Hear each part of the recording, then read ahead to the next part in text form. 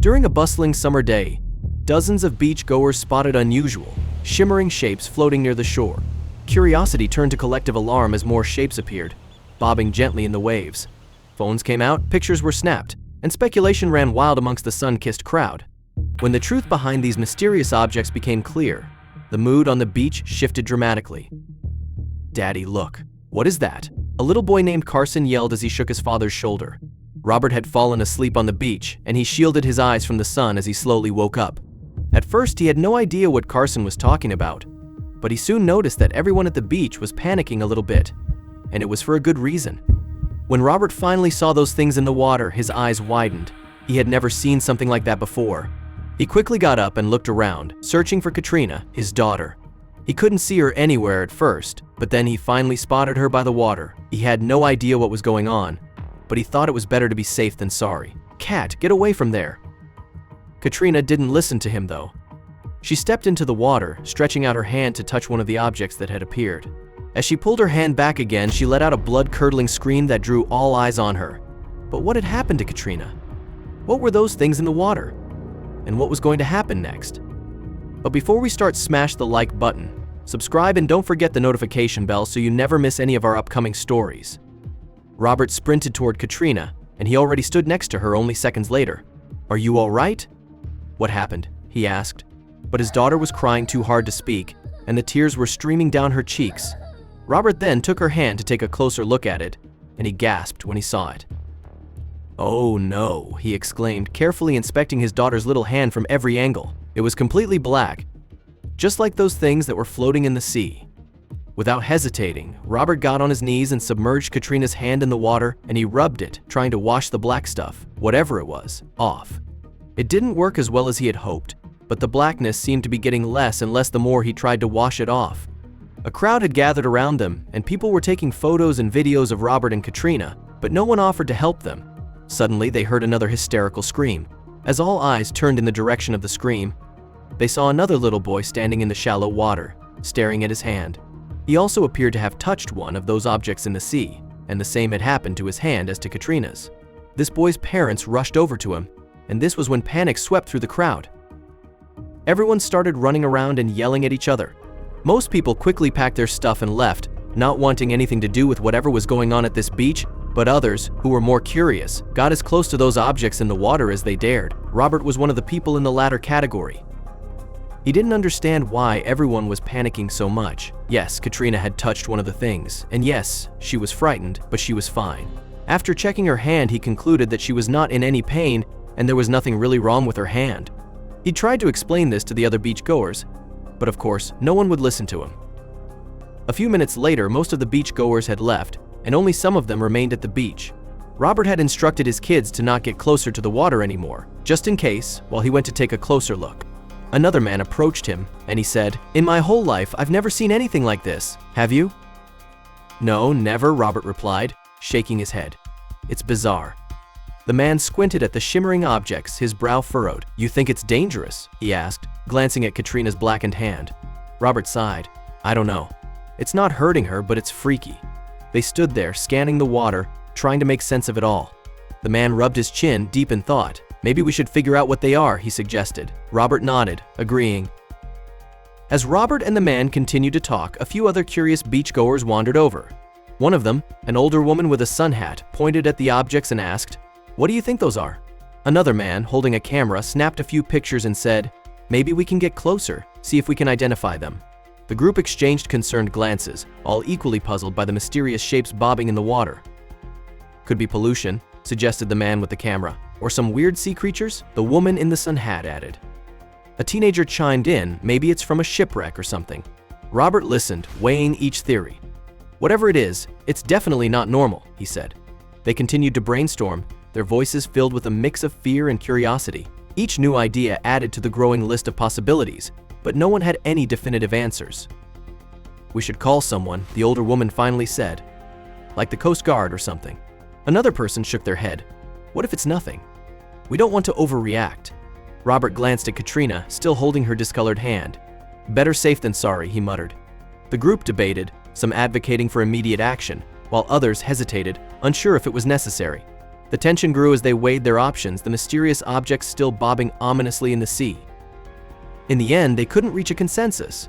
"Let's give it a little more time," someone suggested. "See if anything changes." Robert sighed, feeling uneasy but unsure what else to do. The group slowly dispersed, each person lost in their thoughts, pondering the strange occurrence. The beach, once filled with laughter and joy, now felt tense and uncertain. Robert looked out at the water, the shimmering objects still floating there, and wondered what they meant for them all. The beach patrol showed up quickly, their vehicles skidding to a halt on the sand. Officers jumped out, setting up barriers with practiced speed. Robert watched as they cordoned off the area, directing the remaining beachgoers away from the water. "Stay back," one officer shouted. Their faces were serious, adding to the tension. The beach, once a place of relaxation, now felt like a crime scene. Robert held Katrina close, unsure of what was happening next. "Everyone needs to leave now." An officer barked through a megaphone. "This area is off limits." The crowd murmured in confusion, but the urgency in the officers' voices left little room for argument.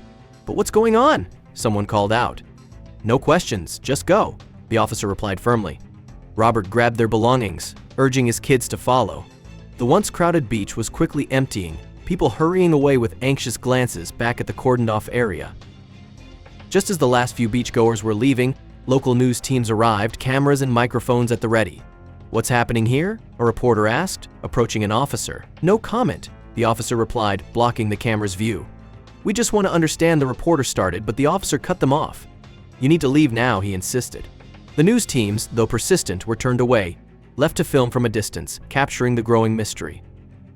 The patrol's refusal to provide details only fueled the crowd's anxiety. "Why won't they tell us anything?" a woman asked, frustration in her voice. "What are they hiding?" another added. Robert could hear the buzz of conversation around him, each theory wilder than the last. The officers remained tight-lipped, their silence creating an atmosphere of fear and uncertainty.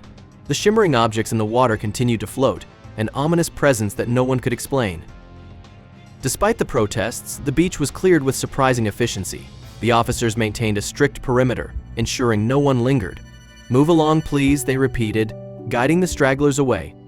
Robert and his kids made their way to the parking lot, glancing back at the now empty beach. The patrol kept a close watch, their presence a stark reminder of the day's strange events. As they reached the car, Robert felt a mix of relief and lingering worry. When Robert and the kids got home, Lucy was pacing by the front door. "What happened? Are you okay?" she asked, rushing to hug them. Robert nodded, trying to reassure her. "We're fine." But it was crazy. Lucy looked at Katrina's hand, her face filled with concern. "What is that?" she asked, pointing at the blackened spot. "I'll explain everything," Robert said, guiding them inside.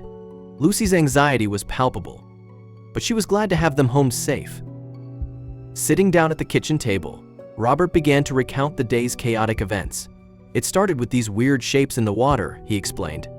Lucy listened intently, her eyes widening as he described the beach patrol and the evacuation. "And then they made everyone leave without telling us anything," he finished. Lucy shook her head, still processing the story. "That's so strange," she said. "Do you think it's dangerous?" Robert shrugged, unsure. "I really don't know." Lucy examined Katrina's hand carefully, relief washing over her when she saw no lasting harm. "It doesn't hurt?" she asked Katrina. The little girl shook her head. "No, Mommy, it's fine now." Lucy sighed, her worry subsiding a bit. "Thank goodness," she murmured. Robert gave her a reassuring smile. "I think it was just some kind of strange residue," he said. "But we should keep an eye on it, just in case." Lucy nodded, feeling a bit calmer. With the initial worry easing, the family began to settle down. Lucy helped the kids wash up, scrubbing the day's grime and salt water from their skin. "Let's get you cleaned up," she said gently. The kids, still buzzing with leftover excitement, chattered about the day. "Those things were so weird," Carson exclaimed. "Yeah, really weird," Katrina agreed. Robert leaned against the doorway, watching his family with a sense of relief. The chaotic day was finally winding down. As the evening drew to a close, the family gathered for a quiet dinner. The earlier tension slowly melted away as they enjoyed their meal together. "This is nice," Lucy said, smiling at Robert. He nodded, feeling the same. "It really is."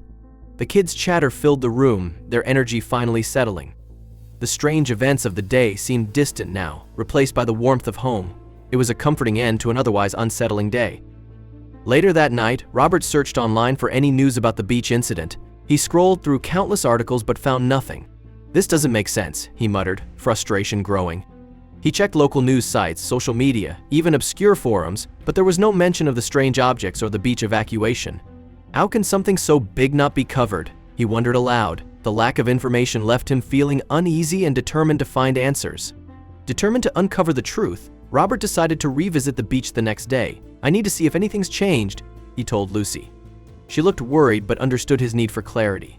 "Just be careful," she warned. With a nod, Robert grabbed his keys and headed out. The drive to the beach was filled with anxious thoughts. "Maybe I'll find something that explains it all," he hoped, gripping the steering wheel tightly. Arriving at the beach, Robert was greeted by new restricted area signs posted everywhere. "What now?" he muttered, parking his car. The signs were bright and unmistakable, warning everyone to stay away. This wasn't here yesterday, he thought, scanning the area. Despite the clear warnings, Robert's curiosity and need for answers pushed him forward. "I have to know what's going on," he decided, heading towards the beach with determined steps. Ignoring the restricted area signs, Robert proceeded past the barriers. "I can't just leave without knowing," he said to himself. The beach was eerily quiet, the usual sounds of laughter and waves replaced by an unsettling silence. His heart pounded as he moved closer to the water, scanning for any signs of the previous day's events. There has to be something, he thought, pushing forward despite the uneasy feeling in his gut.